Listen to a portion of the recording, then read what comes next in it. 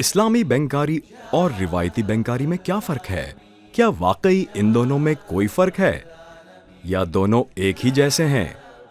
آپ کا کیا خیال ہے؟ اگر آپ کے خیال میں یہ دونوں ایک جیسے ہی ہیں تو ایسا سوچنے والے آپ اکیلے نہیں۔ آج سے 1400 سے زائد سال پہلے قرآن کریم میں اللہ تعالیٰ نے اس غلطی کو بیان فرما کر اس کا جواب دیا ہے۔ بسم اللہ الرحمن الرحیم وَأَحَلَّ اللَّهُ الْبَيْعَ وَحَرَّمَ الرِّبَا۔ اللہ تعالیٰ نے خرید و فروخت کو حلال اور سود کو حرام قرار دیا ہے۔ بینکاری میں تجارت کیسے کی جاتی ہے؟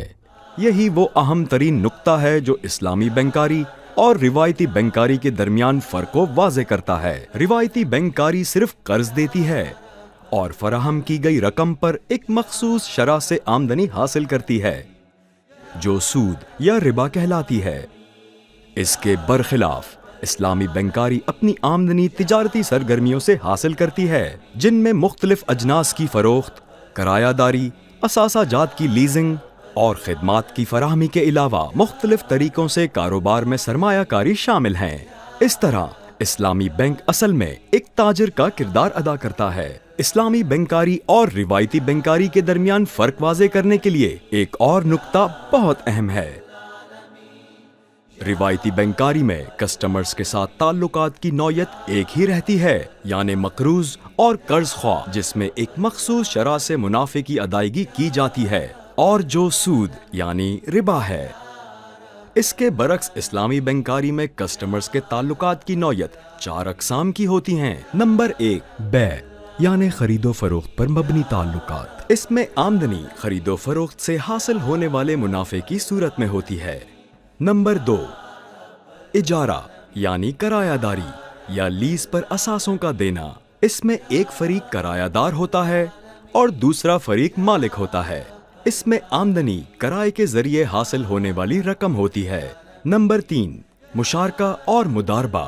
اس میں شراکت داری قائم کی جاتی ہے اور آمدنی کا حصول منافع کی تقسیم کی صورت میں ہوتا ہے۔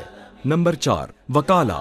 یہ تعلق ایجنسی کے نظام پر ہوتا ہے جس میں سرمایہ کار اور ایجنٹ کے درمیان تعلق پیدا ہوتا ہے اور آمدنی کا حصول فیس کی صورت میں ہوتا ہے۔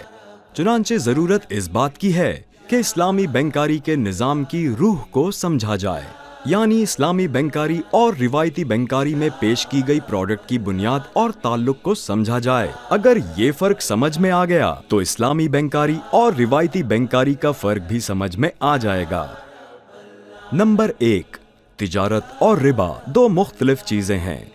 نمبر 2، اسلامی بینکاری تجارت پر قائم ہے جبکہ روایتی بینکاری سود یعنی ربا پر قائم ہے۔ نمبر 3، اسلامی بینکاری کی آمدنی تجارتی سرگرمیوں سے حاصل ہوتی ہے، یعنی فروخت سے حاصل ہونے والا نفع، کرایہ، منافع میں شراکت اور فیس کی شکل میں آتا ہے۔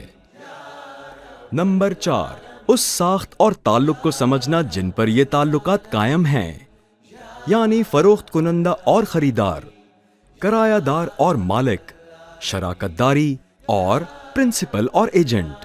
ایک اور اہم بات یہ ہے کہ اسلامی بینک کے معاملات کی نگرانی مرکزی بینک کے اسلامک ڈویژن کے علاوہ ایک آزاد شریعہ سپروائزری بورڈ بھی کرتا ہے جسے اسلامی بینک میں ہی قائم شریعہ کمپلائنس ڈپارٹمنٹ کی مدد بھی حاصل رہتی ہے، جو بینکاری کے نظام کی نگرانی کو مضبوط بنانے کے علاوہ سماجی شعور میں بھی اضافہ کرتا ہے۔ اب اگر کوئی ایسا شخص آپ سے ملتا ہے جو اسلامی بینکاری اور روایتی بینکاری کو ایک ہی سمجھتا ہے تو آپ اسے بہتر طور پر فرق سمجھا سکتے ہیں۔ میزان bank, the premier Islamic bank۔